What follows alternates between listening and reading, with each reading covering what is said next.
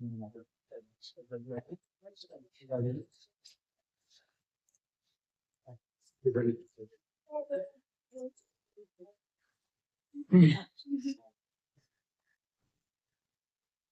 श्री जी की चुनरी है तेल।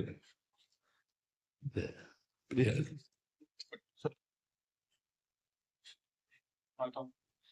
राधे राधे महाराज। राधे राधे राधे। आज एक छोटा सा गोपाष्टमी उत्सव है, अभी 29 तारीख कल का।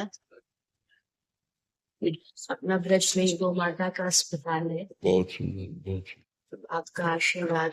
हाँ, बहुत सुंदर। नहीं, हॉस्पिटल है हमारे जी, जहाँ जो गौ माताओं का उपचार वगैरह। बहुत उत्तम बात है। धन की सो धन धन्य प्रथम गति जाकी। उत्तम धन की सार्थकता यही है कि जैसे जिन गौओं की सेवा नहीं होती या जो गौएं असमर्थ हैं, रोगी हैं, उनके दुख निवारण की बहुत बड़ी बात है। खूब भाव से चलो, भगवान का यश गाओ और स्वयं नाम जप करो और धर्म से चलो। जीवन का यही लाभ है। और जितना परोपकार कर सको, अर्थ बढ़े, तो ऐसे ही परोपकार करना चाहिए। जैसे कर रहे हो ऐसे ही परोपकार करना चाहिए। बहुत सुंदर है। आपकी कृपा बनी रहे बाबा। हाँ, बिल्कुल।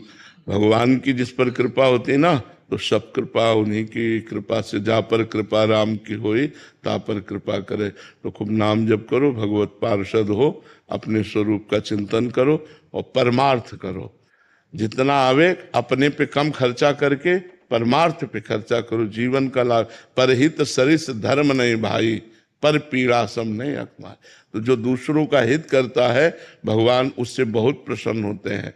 जटायु जी से कह रहे हैं, मेरी कृपा से तुम परम पद प्राप्त नहीं कर रहे, हे तात, अपनी करनी से तुम परम पद प्राप्त कर रहे हो। तुमने जो सिया जी की रक्षा रूपी करनी की, उससे परम पद प्राप्त कर रहे हो।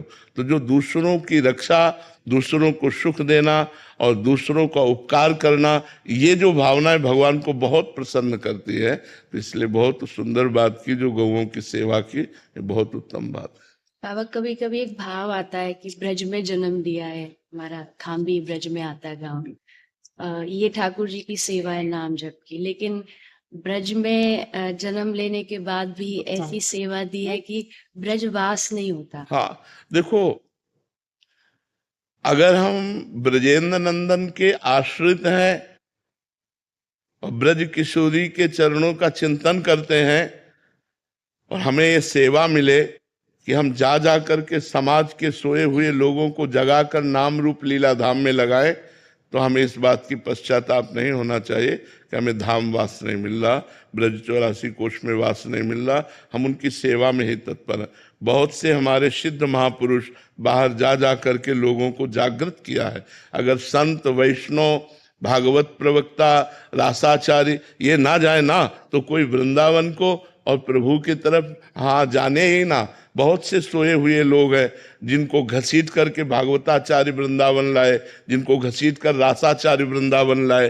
रास आदि के द्वारा हम ही जो आए हैं ना, तो रास के द्वारा ही तो आए। अगर रास न देखी होती तो हमारे अंदर लोलुपता ही न बढ़ती, प्रिया प्रीतम की जो आसक्ति बढ़ी वो रास से ही बढ़ी। तो भागवत है, रास है, ये जा जा करके जो बाहर, अब जैसे रासाचार्य जन्मे ब्रज में और अधिक समय बाहरी व्यतीत होता है, यहाँ रास वहाँ रास, ऐसे भागवताचार्य का है, यहाँ भागवत वहाँ भागवत। तो हम भगवान का जस गा रहे हैं और भगवान के पार्षद हैं। हमारा चाहे जहाँ शरीर छूटे, हम धाम में ही जाएंगे, धाम से बिलग नहीं जाएंगे।